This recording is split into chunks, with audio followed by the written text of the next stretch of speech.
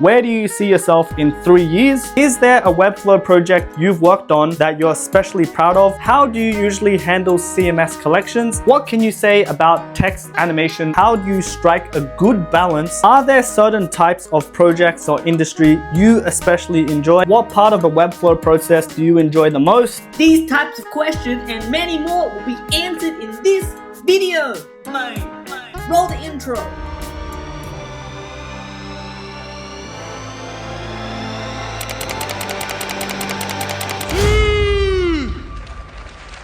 Okay, so the first question is, what inspired you to start working with Webflow instead of other platforms? A high-level overview is I used to work for an agency, and the agency specifically used WordPress, which is a pain in the ass to set up, to be very honest. And eventually I kind of pitched the idea of Webflow, although the CEO of the company already knew about Webflow because he's on top of everything, ultimate tutor. But what happened was I actually created a pitch deck or a pitch to pitch Webflow to the company. It was kind of suggested by him. And I booked a meeting with the CEO, and I was with another co-worker. And for some reason, the CEO actually, showed up on that day. He usually doesn't show up. And then, I went through my presentation, and he was like, okay. And he literally took out his credit card. And I still remember he purchased Webflow out of his own pocket. And that's essentially why I got started with Webflow. And the first video that I looked at was Tim Rick's, specifically how to build Webflow using the EMs/viewport with wizardry technique. It's because before this, I was doing design, and whenever I design websites, I'll send it to a developer in order for them to code it. And I just didn't really understand how to make the design look exactly how I wanted as a designer on different devices. I think it's a very common mistake that designers have. They typically design in a certain artboard, but they don't understand how code works and how it looks like on a larger display. That they tend to get really angry. So I was very angry. Then that's why I'm like, okay, maybe I should code the website myself.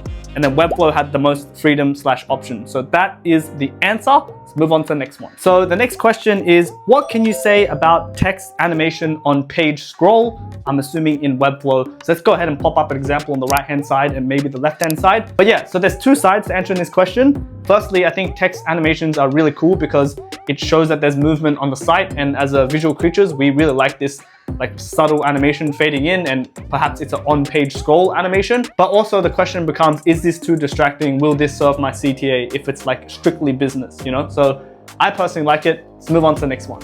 So the next question is there a Webflow project you've worked on that you're especially proud of? What made it stand out for you? So, sorry to be super cliche, but the answer is my personal website. Nice. Could you imagine as a Webflow developer, website designer, etc., you create your own website, but you're not even proud of that. You know what I mean? That's disrespectful, I think. So I actually made a whole documentary series, I think it's 8 parts or 9 parts, explaining why I redid my website.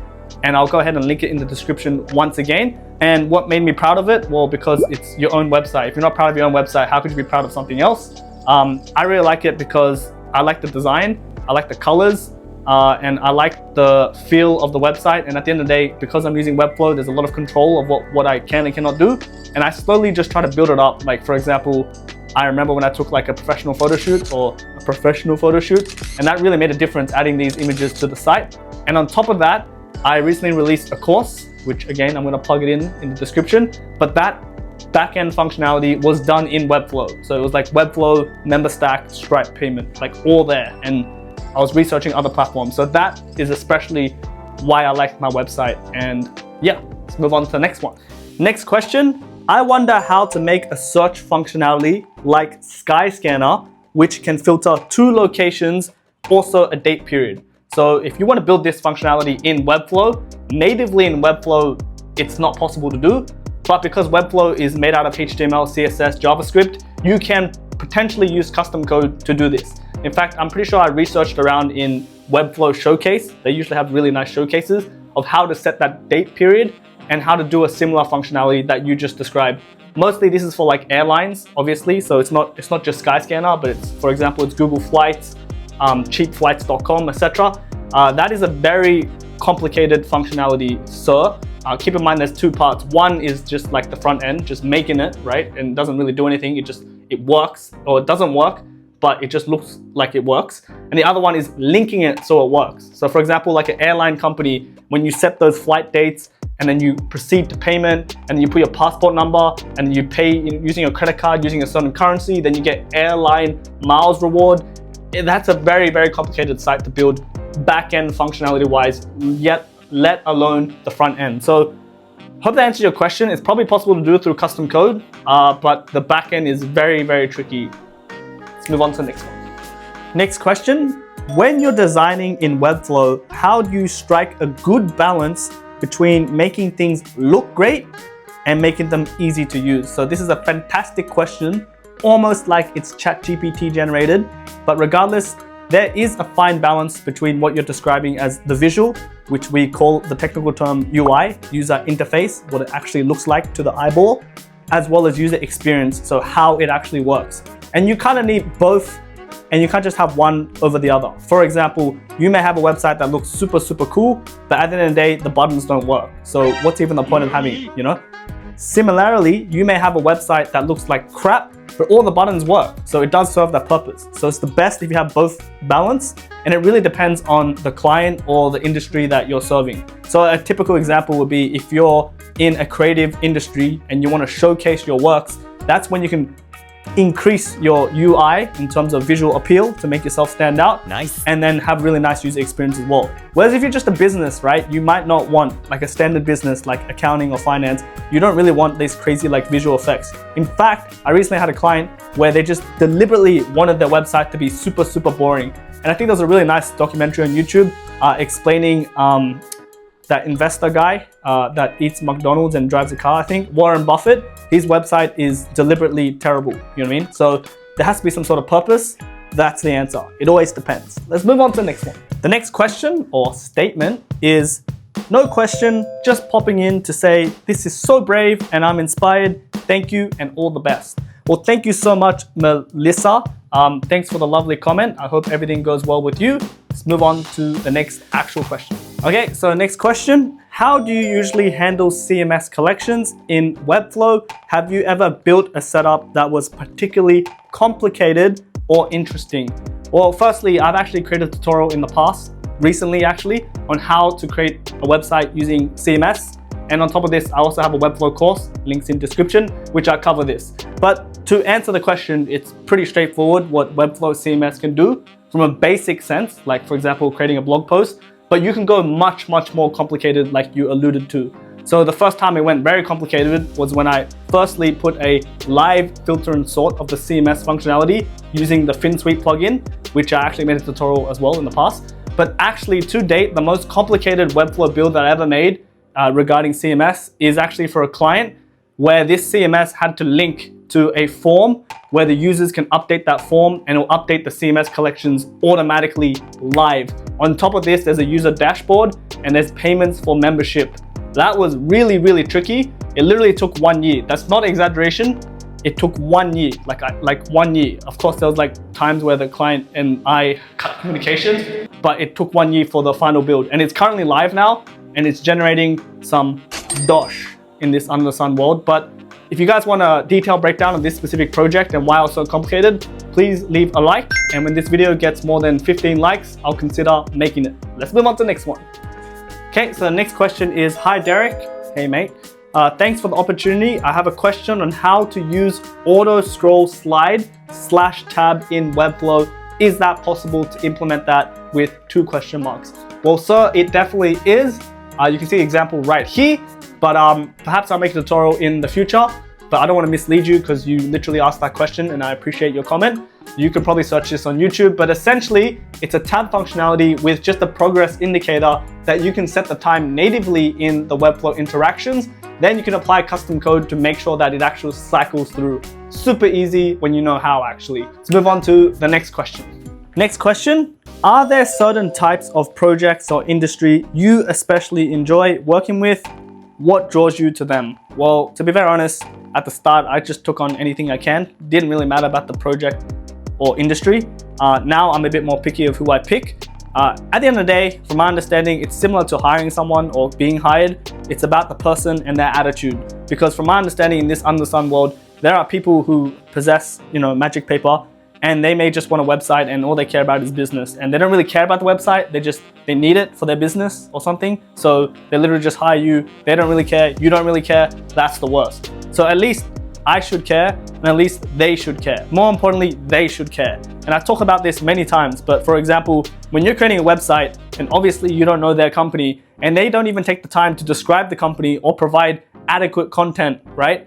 That just shows they don't care. So why should you care? You know what I mean? Unless you're just doing it for the money. But I think it gets to a point where you shouldn't just do stuff for the money. So the answer to your question is currently not really. I think I like to work with ambitious and creative people who value their website. What I typically enjoyed in the past is doing websites that are kind of like unique, that have the highest creative freedom, that I personally find looks really good. And that's what I enjoy. What I don't enjoy is when I do something and the client doesn't like it, obviously, and why did they even hire me in the first place, for example. So not really, but kind of. Let's move on. All right, so the next question, perhaps the deepest question from my actual friend named Oliver. And just keep in mind, Oliver was actually one of my very first Fiverr clients ever. Here's some proof right here. And we've been going back and forth ever since. So thank you so much for your comment, Oliver, on LinkedIn. He asked, where do you see yourself in 3 years? What do you imagine you'll be working on? And how do you think things will have changed from today? So again, this is a very deep question. I'll probably have to sit there and think about it, but just whatever comes to my head right away. Firstly, 3 years, who knows if I'm gonna be still alive, but you know, praise God if I'm alive. I imagine I'll be working on, hopefully, what I ideally want is something that I'm passionate about, obviously. So, you know, once you build this skill that I've been doing for the past 4 or 5 years, like it gets to a point where you sometimes box yourself in, like especially identity wise, where you're like, I'm a Webflow developer, website designer, you know, that's all I do. And when you do that, this is what my ex-boss also said, that is very dangerous because you start to limit yourself and it's very easy to become complacent. And not only that, but what happens if it collapses? For example, what if Webflow collapsed, like WordPress is kind of collapsing in the past? What happens to me? What do I do? You know what I mean? Of course, I can pivot, for example, hopefully, moving into like AI building websites, etc. But I really hope I'll be working on something very, very passionate. Like, for example, I've always wanted to do film. That's why I'm kind of doing this. But at the end of the day, if I'm being very honest, and this is a very deep question, and I know I'm going to die one day, so I'm trying to answer it as honest as I can. I think what I struggle with is I don't really have much community around me. I don't really have people. It's just like as a solo freelancer, you sit there and at the start, maybe it's like really fun and like you're very excited, etc. But could you imagine doing for like 3-4 years? It's just you. You have no one to talk to, no one to discuss anything. It's kind of not the best in terms of your soul, in my opinion. I think it's in the Bible as well, you know, it's not good for a man to be alone. But, you know, I would like to ideally work with people who are similarly interested to me, working on a project that we all enjoy, rather than doing it by myself. So either potentially building a team or getting some sort of partners on board where we can, you know, do the exact same thing together, you know what I mean? And what do I think will change from today? Well, I really hope that I can solve that problem of just super alone, you know, because it gets very lonely at times, guys. I'm being very honest, probably because I boxed myself in. So I really hope I have good people around me. And at the end of the day, I really hope I can become a father one day, you know, and have children, to be very honest. I think that is a very deep and personal thing to say on the internet, which is pretty messed up. And I don't know what's going to happen in the future. Maybe this video will backfire. But at the end of the day, from my understanding, is like you can either live for yourself or live for other people. And if you live for yourself, you're living for the flesh. Where, from my understanding, if you live, you know, for other people, that is in itself a sense of purpose, and that in itself is what we're designed to do, apparently, from my understanding. So, you know, for example, by having children or a family, you just focus on that. You don't have to think about yourself. You know what I mean? And that perhaps gives purpose. I don't know. I'm just saying that because this is what I read, and it's kind of what I see. So, see where I go in 3 years, eh? That's a deep question, sir. Let's move on. All right, so the next question is, what part of the Webflow process do you enjoy the most? Designing, building, problem solving, or something else? So for a long time, I really just like building in Webflow, specifically when someone provides like a design or when the client knows exactly what they want. For example, currently I'm doing this monthly retainer for a client, and they'll just send me like requests and I'll just do it, and they trust my expertise. That is great. The reason why I like that so much is because it's very, very straightforward. There is no overthinking. It's like A plus B equals C, or 1 plus 1 equals 2. There's no like, I create this, they come back and say, hey, this is not what we expected. It's like, this is it, you know? And that's actually very calming, to be honest, at times, because it's just like, I just get it done. I don't have to overthink, because now I struggle with just overthinking. And it's not just overthinking, it's just like, I discussed this in my video opportunity cost, but there's just so much you could be doing, and you sit there and I overanalyze and I'm like, okay, I could be doing this, but I can do this better, etc., etc. So that's why I don't really like taking super creative projects with very high open into interpretation. I think the start, I like that. But then towards the end, it's just like, that takes a lot of mental capacity, and you gotta think like a business where you're probably not charging for your time for that. It becomes a balance. At this stage, like straightforward is great, but I think in the future, I would like a balance of like creative work as well. So that is the answer. So next question, what advice would you give to a beginner designer newcomer to Webflow? So if I'm assuming you're like a graphic designer or a UI UX designer. So my advice would be just to practice, to understand the basics of Webflow, which I have created a Webflow course, as well as many free tutorials on my channel. So check those out if you want.